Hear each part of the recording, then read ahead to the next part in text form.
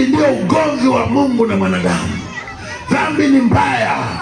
Dhambi ndio ilisababisha Adam na Eva wakafukuzwa katika bustani ya Edeni. Dhambi ndio ilisababisha ile miji mikuu Sodoma na Gomora ikachomwa moto. Lakini na dunia hii nikwambie, mtu wa mtakumbuka inakuja kuchomwa moto. Usifikiri kuna maisha tena yanayoendelea saizi.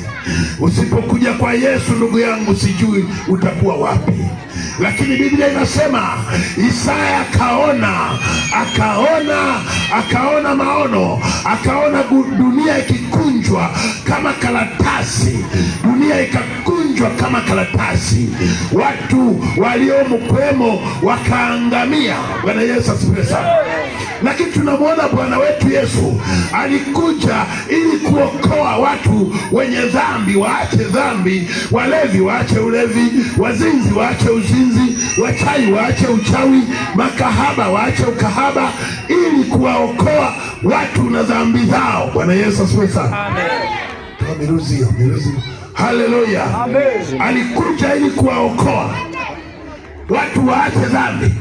Lakini watu wamekataa. Bwana Yesu asifiwe.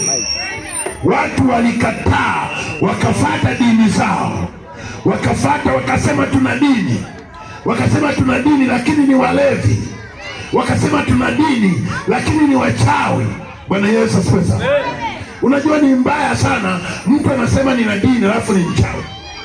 Yaani unajua sisi tumekulia kwenye kule Sumbawanga.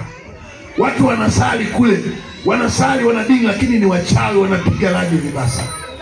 Na akitoka kwenye ibada anasema tufuile yapya kuinani kuiwini.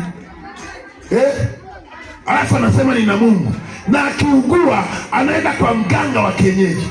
Sasa wewe kama una Mungu, kwa nini unaugua unaenda kwa mganga?